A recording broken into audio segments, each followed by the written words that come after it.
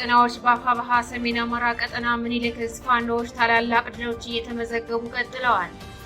በዚህ ተጋድሎ ከአንድ ቀን በፊት ጀምሮ እስከ ዛሬ በቀጠለው በድል በታጀበው ውጊያ በርካታ የወረዳ ከተሞች በፋኖ ቁጥጥር ስር ገብተዋል። የአማራ ፋኖ ብሔራዊ ኃይል ምዕራብ አማራ ቀጠና ቴዎድሮስ ዕዝ ፋኖዎች በተለያዩ ቀጠናዎች የሚያደርጓቸው የግንባር ተጋድሎች እንዲሁም የከተማው ኦፕሬሽኖች ተጠናክረው ቀጥለዋል። የሐዲስ ዓለማየሁ 7ኛ ክፍለ ጦር አውበል መብረቁ ብርጌድ ፋኖዎች ትናንት መስከረም 15 2018 ዓ.ም ደብረ ማርቆስ ከተማ ሰርገው በመግባት ጎዛመን ፖሊስ ጣቢያ ላይ የቦምብ ጥቃት መፈጸማቸው ተሰምቷል። በወልዲያ ሼህ መሐመድ ስቴዲየም ውስጥ ከሚገኙ የአገዛዝ ወታደሮች መካከል አንድ መስመራዊ አዋጊ ተረሸነ። አድማጭ ተመልካቾቻችን ተጨማሪ መረጃዎችም አሉ። መስቀል ይብር ሰላም ጤና ይስጥልን። የጥቁር አንበሳ ሚዲያ አድማጭ ተመልካቾቻችን እንደምን አምሽታችኋል? ዕለተ ዓርብ መስከረም 16 2018 ዓ.ም መረጃዎችን ይዘን ቀርበናል። ከዜናዎቹ ጋር ሰናይት አያሌው ነኝ። አብራችሁን ቆዩ። ወደ ዝርዝር መረጃዎች አልፋለሁ። በወሎ ቀጠናዎች በአፋብኃ ሰሜን አማራ ቀጠና ምኒልክ ዕዝ ፋኖዎች ታላላቅ ድሎች እየተመዘገቡ ቀጥለዋል። በዚህም ከአንድ ቀን በፊት ጀምሮ እስከ ዛሬ በቀጠለው በድል በታጀበው ውጊያ በርካታ የወረዳ ከተሞች በፋኖ ነጻ ወጥተዋል። ከወደ ፋኖ የተሰነዘረባቸውን ጥቃት መቋቋም ያልቻሉት ያገዛዙ ወታደሮች ሙትና ቁስለኛቸውን ሳያነሱ ወደ ሐይቅና ደሴ ከተማ መግባታቸውን የፋኖ ወታደራዊ ምንጮቻችን ተናግረዋል። ይህንንም ተከትሎ በወሎ ቀጠና ጀንቶበርና መሃል መንቻሬን ጨምሮ በዙሪያዋ በሚገኙ አካባቢዎች ከባድ ውጊያ በመቀስቀሱ በከተማ የቀሩ የከተማ አስተዳደርና የዞን አመራሮች ወደ ሐራ ሊሸሹ ቢሞክሩም በሚሊሻ ኃይሎች እገታ ተፈጽሞባቸዋል። ከፍተኛ ስጋት ውስጥ የገቡት አመራሮቹ ለመሸሽ ጥረት ቢያደርጉም በሚሊሻ ኃይሎች እገታ ተፈጽሞባቸው የትም እንዳይንቀሳቀሱ ተደርገዋል። በዚህም ዛሬ ረፋድ ላይ ካድሬዎችን አሳፍረው የነበሩ ከ30 በላይ ተሽከርካሪዎች በከተማዋ በተለምዶ ፒያሳ ዳቦ ቤት ተብሎ በሚጠራው አካባቢ እንዲቆሙ ተደርገዋል።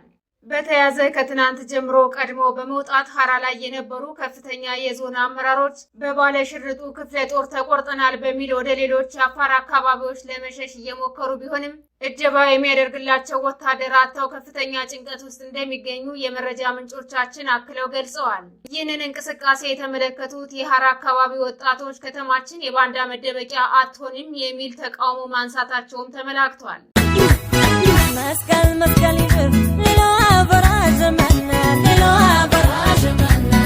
የአፋብኃ ምዕራብ አማራ ቀጠና ቴዎድሮስ ዕዝ ፋኖዎች በተለያዩ ቀጠናዎች የሚያደርጓቸው የግንባር ተጋድሎች እንዲሁም የከተማ ኦፕሬሽኖች ተጠናክረው ቀጥለዋል። የሐዲስ ዓለማየሁ 7ኛ ክፍለ ጦር አውበል መብረቁ ብርጌድ ፋኖዎች ትናንት መስከረም 15 2018 ዓ.ም ደብረ ማርቆስ ከተማ ሰርገው በመግባት ጎዛመን ፖሊስ ጣቢያ ላይ የቦምብ ጥቃት ፈጽመዋል። ፋኖቹ በግንባር ከሚያደርጓቸው ተጋድሎች በተጨማሪ ወደ ከተሞች ዘልቀው በመግባት ካድሬዎችን ጨምሮ በአገዛዙ ወታደሮች ላይ ጥቃት መፈጸማቸውን ቀጥለዋል። መስቀል ይብር በወልዲያ ከተማ ሼህ መሐመድ ስቴዲየም ውስጥ ከሚገኙ የአገዛዙ ወታደሮች መካከል አንድ መስመራዊ አዋጊ ተረሸንም። አዋጊው የአማራ ተወላጅ ሲሆን ትናንት ባላጋዶና በአፍሪከርስ የተካሄደውን ውጊያ ሲመራ እንደነበርም ተመላክቷል። ዛሬ መስከረም 16 2018 ዓ.ም በበላይ አመራሮች ደረቅ እርምጃ ተወስዶበታል ሲሉ የመረጃ ምንጮቻችን ገልጸዋል። ይህንንም ተከትሎ ስቴዲየም ውስጥ የሚገኙ ሌሎች አማራ ተወላጅ ወታደሮች አፈሙዝ አዙረው የእርስ በርስ የተኩስ ልውውጥ ማድረጋቸው ተመላክቷል። መስቀል ይብር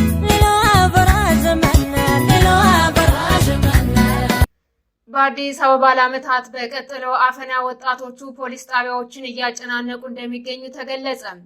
በትናንትናው ዕለት ከአዲሱ ገበያና ከአውቶቡስ ተራ በርካታ ወጣቶች የታፈኑ ሲሆን በከተማዋ ፖሊስ ጣቢያዎች ካለምንም ጥፋታቸው የታሰሩ ወጣቶች ፖሊስ ጣቢያዎችን እያጨናነቁ እንደሚገኙ ተነግሯል። በተለይም ሃይማኖታዊ በዓላትን ተከትሎ በወጣቶች ላይ የሚፈጸመው የግፍ እስር ተባብሶ ቀጥሏል። በዚህም ከዛሬ ማለትም መስከረም 16 2018 ዓ.ም ጀምሮ እስከ ነገ ማለትም መስከረም 17 2018 ዓ.ም የሚከበረውን የመስቀል ደመራ በዓልን ተከትሎ በተለይም ካሳለፍነው ሳምንት ጀምሮ በርካታ ወጣቶች በገፍ ታስረዋል ተብሏል። በከተማዋ የተሰማራውና በአዳነች አቤቤ የሚመራው አፋኝ ግብረ ኃይሉ ወጣቶችን እምነታቸውንና ማንነታቸውን ኢላማ በማድረግ የግፍ እስር እየፈጸመ ይገኛል። የተወደዳችሁና የተከበራችሁ አድማጭ ተመልካቾቻችን ለዛሬ ያዝንላችሁ መረጃዎች እነዚህን ይመስሉ ነበር። የዩቲዩብ ቻናላችንን ላይክ፣ ሼር፣ ሰብስክራይብ እንድታደርጉ በአክብሮት እንጠይቃለን። መስቀል ይብር ሌላ